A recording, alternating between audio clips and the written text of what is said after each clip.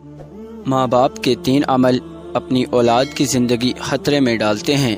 حضرت علی رضی اللہ تعالی عنہ سے ایک عورت نے پوچھا، کیا ایسے بھی میرے کوئی عمل ہو سکتے ہیں جو میری اولاد کے لیے خطرے کا باعث بن سکتے ہوں؟ تو حضرت علی رضی اللہ تعالی عنہ نے فرمایا کہ ماں باپ کے 3 ایسے کام جو کہ اولاد کو موت کے منہ تک لے جاتے ہیں، وہ 3 عمل یہ ہیں۔ بسم اللہ الرحمن الرحیم۔ مسلم کی حدیث میں یہ بات روایت ہے کہ حضرت محمد صلی اللہ علیہ وآلہ وسلم نے فرمایا، اگر میں ماں باپ کو اس دنیا میں زندہ پاتا اور اگر میں عشاء کے فرض پڑھ رہا ہوتا اور میرے ماں باپ میں سے کوئی مجھے آواز دیتا تو میں نماز چھوڑ کر انہیں لبیک کہتا۔ ایک دفعہ حضرت علی رضی اللہ تعالی عنہ اپنے حجرے میں موجود تھے کہ ایک بوڑھی عورت آئی اور عرض کرنے لگی کہ اے امیر المؤمنین، میری 2 ہی اولادیں ہیں، ایک بیٹا اور دوسری بیٹی، وہ دونوں ہی نافرمان ہیں اور وہ دونوں اکثر بیمار رہتے ہیں۔ میری بیٹی کا رشتہ لینے کے لیے کوئی تیار نہیں اور بیٹے کو کوئی رشتہ دینے کے لیے تیار نہیں۔ میں ایسا کون سا عمل کروں جس سے ان کی زندگی میں برکت آئے اور وہ عمل انہیں نفع دے اور وہ میری نافرمانی بھی نہ کریں، وہ صحت یاب بھی ہو جائیں؟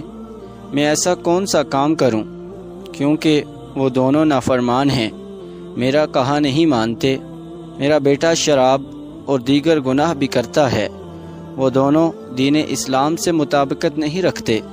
اے امیر المؤمنین، مجھے کوئی ایسا عمل بتائیں جس سے وہ دونوں راہ راست پر آ جائیں، دونوں کے رشتے بھی ہو جائیں، وہ فرما بردار بن جائیں اور دونوں صحت مند بھی ہو جائیں۔ حضرت علی رضی اللہ تعالی عنہ نے اس عورت سے فرمایا کہ ماں باپ کے 5 ایسے گناہ جن کی سزا اولاد کو بھی ملتی ہے، وہ 5 عمل ایسے ہیں جس سے اولاد کا تعلق جڑ جاتا ہے۔ حضرت علی رضی اللہ تعالی عنہ نے فرمایا، اگر ماں باپ یہ عمل کرتے ہیں تو ان کے عملوں کی وجہ سے اولاد بھی اس جرم میں شریک کر دی جاتی ہے۔ اس خاتون نے پوچھا، وہ 5 عمل کون سے ہیں؟ حضرت علی رضی اللہ تعالی عنہ نے فرمایا، وہ 5 عمل یہ ہیں۔ نمبر 1، جس گھر میں والدین قرآن مجید کو سمجھنے کے باوجود اس کی تلاوت نہ کریں تو ایسے والدین کو اللہ کے عذاب کے مستحق ہوتے ہی ہیں، لیکن اس کی سزا ان کی اولاد کو بھی ملتی ہے۔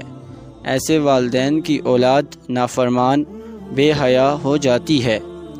آپ اپنے گھروں میں دیکھیں کہ قرآن مجید جو کہ اللہ تعالیٰ کی آخری کتاب ہے اور محمد مصطفیٰ صلی اللہ علیہ وآلہ وسلم پر نازل ہوئی، جو کہ قیامت تک کے مسلمانوں کے لیے ہدایت کا منبع ہے، لیکن افسوس کہ ہم صرف رمضان میں قرآن کو پڑھتے ہیں یا پھر جب کوئی فوتگی ہو جائے۔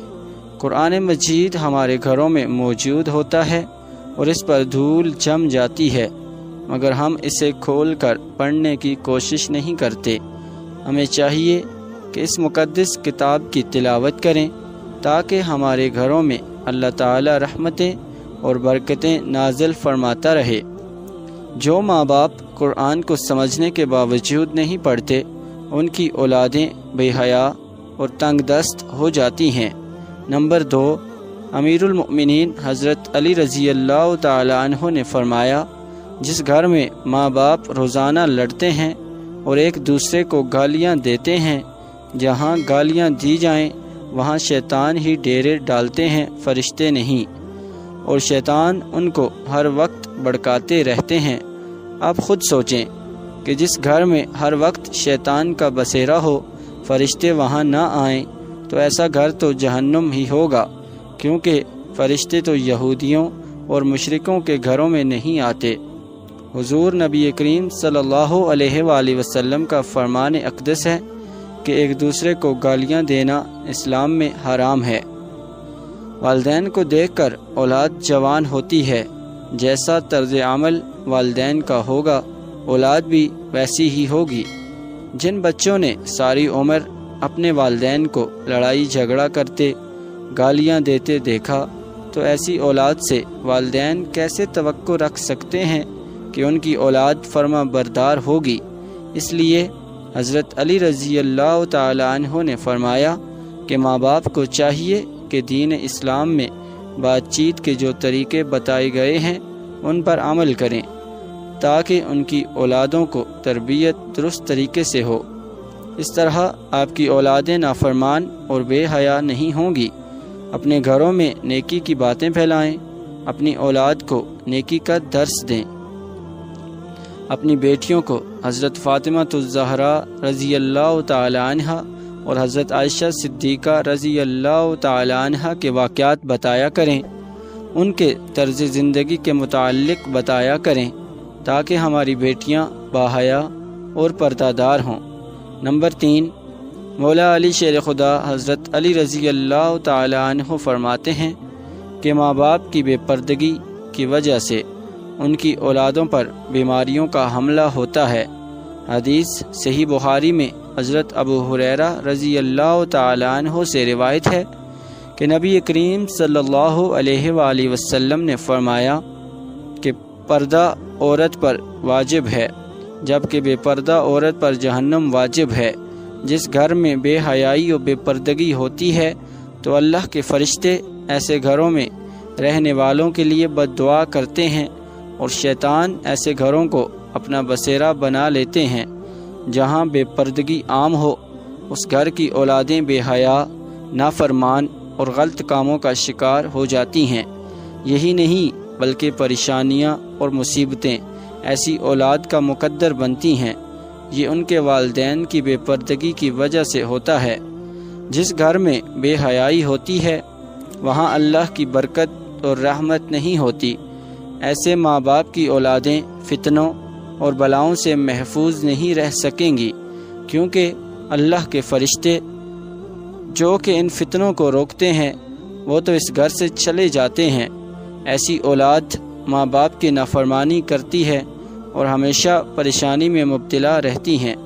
ماں باپ کو چاہیے کہ وہ پردے کا خاص خیال رکھیں تاکہ ان کی اولاد بھی ان کی پیروی کریں۔ آپ نے مشاہدہ کیا ہوگا کہ آپ کے ارد گرد جو ماں باپ پردے کا خیال نہیں رکھتے تو ان کی باتیں زبان زد عام ہوتی ہیں۔ اکثر عورتیں یہ کہتی ہوئی دکھائی دیتی ہیں کہ پردہ دل کا ہونا چاہیے، تو ایسی عورتوں کو اللہ کے غضب سے ڈرنا چاہیے کہ کیا ان کا دل حضرت فاطمہ الزہرا رضی اللہ تعالی عنہ اور حضرت عائشہ صدیقہ رضی اللہ تعالی عنہ کے دل سے زیادہ پاک ہے؟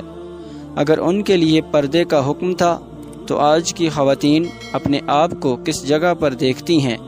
ناظرین، اپنی بیٹیوں کو حضرت فاطمہ رضی اللہ تعالی عنہ کے واقعات بتائیں اور انہیں بتائیں کہ ان کی رول ماڈل کون ہونی چاہیے۔ آپ کو حضرت فاطمہ الزہرا رضی اللہ تعالی عنہ کا ایک واقعہ سناتے ہیں۔ شادی کے بعد نبی کریم صلی اللہ علیہ وآلہ وسلم حضرت فاطمہ کو گھر لے کر جا رہے تھے کہ راستے میں ایک نابینا صحابی بیٹھے ہوئے تھے۔ آپ رضی اللہ تعالی عنہ نے اپنے چہرے کو ڈھانپ لیا۔ نبی کریم صلی اللہ علیہ وآلہ وسلم نے کہا، بیٹی فاطمہ، یہ صحابی تو نابینا ہیں، آپ نے کیوں چہرہ ڈھانپ لیا؟ تو حضرت فاطمہ رضی اللہ تعالی عنہ نے کہا کہ بابا جان، مجھے غیر محرم سے پردے کا حکم دیا گیا ہے، نہ کہ ان افراد سے جن کو نظر آتا ہے۔ ناظرین، یہ یہودیوں کی چال ہے کہ مسلم معاشرے میں جدت کے نام پر بے حیائی کو پروان چڑھایا گیا، لہذا اس دور میں جتنا ہو سکے اپنی اولاد کو صحابہ کرام اور اہل بیت کی زندگیوں کے متعلق بتائیں۔ نمبر 4، حضرت علی رضی اللہ تعالی عنہ نے فرمایا کہ وہ والدین جو کہ کسی دوسرے کی اولاد کے بارے میں برا سوچتے ہوں، انہیں دیکھنا چاہیے کہ اگر وہ دوسرے کی اولاد کے بارے میں برا سوچیں گے تو ان کی اولاد بھی اس برے عمل سے بچ نہیں پائے گی۔ اللہ تعالیٰ ان کی اولادوں کے لیے برا کرتا ہے، کیونکہ اللہ تعالیٰ بڑی رحمان و رحیم ذات ہے۔ اللہ تعالیٰ ماں سے زیادہ اپنے بندے سے محبت کرتے ہیں۔ اگر تم کسی کی اولاد کو پریشانی میں ڈالو گے تو اللہ تعالیٰ وہی نظریہ تمہاری اولادوں پر مسلط فرما دیتے ہیں، کیونکہ جیسا کرو گے ویسا بھرو گے۔ جیسا تم دوسروں کی اولادوں کے متعلق سوچتے ہو، اللہ تعالیٰ وہی نظریہ دوسروں کے ذہن میں تمہاری اولادوں کے متعلق بنا دیتا ہے۔ جیسا تم کسی کی بیٹی کے بارے میں چاہتے ہو، اللہ تعالیٰ ویسا ہی تمہاری بیٹی کے ساتھ کرتا ہے۔ حدیث پاک کا مفہوم ہے کہ نبی کریم صلی اللہ علیہ وآلہ وسلم کے پاس ایک صحابی آئے اور عرض کی، یا رسول اللہ، فلاں صحابی عورت کو چھپ چھپ کر دیکھتے ہیں۔ تو آپ صلی اللہ علیہ وآلہ وسلم نے اس صحابی سے فرمایا کہ اس صحابی کو بلا کر لاؤ۔ جب وہ صحابی آپ کی خدمت اقدس میں حاضر ہوئے تو آپ نے اس سے کہا، تم نے اپنے گھر کی حفاظت کی ذمہ داری چھوڑ گئے ہو کیا؟ صحابی نے جواب دیا، نہیں، میں تو اپنے گھر کی آپ کے فرمان کے مطابق نگہبانی کرتا ہوں۔ آپ صلی اللہ علیہ وآلہ وسلم نے فرمایا، جاؤ گھر جا کر دیکھو کیا آپ کا گھر محفوظ بھی ہے یا نہیں۔ وہ صحابی جب گھر گئے تو دیکھا کہ اس کے گھر کی ایک دیوار گر چکی ہے۔ وہ صحابی واپس آپ صلی اللہ علیہ وآلہ وسلم کی خدمت میں حاضر ہوئے اور پوچھا، یا رسول اللہ صلی اللہ علیہ وآلہ وسلم، یہ کیا معاملہ ہے؟ تو آپ صلی اللہ علیہ وآلہ وسلم نے فرمایا، اگر تم کسی کی عورت کو دیکھو گے تو اللہ تعالیٰ تمہارے گھر کی دیواریں گرا دے گا۔ دوسروں کی بیٹیوں کو اپنی بیٹیاں سمجھو، ہر بہن کو اپنی بہن سمجھو، تاکہ تمہاری عزتیں بھی محفوظ رہ سکیں۔ نمبر 5، حضرت علی رضی اللہ تعالی عنہ نے فرمایا، جو ماں باپ اپنے گھر میں حلال حرام کا فرق نہ کرتے ہوں، حرام وہ نہیں کہ حرام جانور کا گوشت کھا لیا جائے یا کوئی حرام چیز کھا لی جائے، یہ تو قطعاً حرام ہے۔ حرام وہ جو حلال کو حرام کر کے کھایا جاتا ہے، کسی دھوکہ فراڈ کر کے اس کا حق کھا لیا جائے یا کسی غریب مسکین کا حق کھا لیا جائے تو یہ بھی حرام ہے۔ اگر حرام مال بچوں کو کھلایا جائے تو اولاد نافرمان، بے حیا اور بیماریوں میں مبتلا ہو جاتی ہے۔ آج کل یہ بیماری ہمارے معاشرے میں عام ہو گئی ہے کہ حرام کھانے والے اسے حلال سمجھ کر کھا رہے ہیں۔ اللہ تعالی ہم سب کو رزق حلال کمانے کی توفیق عطا فرمائے، آمین۔ ناظرین، اگر آپ کو ہماری ویڈیو اچھی لگی ہو تو اسے لائک کریں اور مزید ایسی اسلامی ویڈیوز کے لیے ہمارے چینل کو لازمی سبسکرائب کریں اور بیل آئیکن کو دبانا نہ بھولیں تاکہ ہر نئی آنے والی ویڈیو سب سے پہلے آپ تک پہنچتی رہے۔ اور کمنٹ باکس میں ایک پیارا سا کمنٹ لازمی کیا کریں تاکہ ہماری حوصلہ افزائی ہوتی رہے۔ اللہ تعالیٰ آپ کا حامی و ناصر ہو۔ شکریہ۔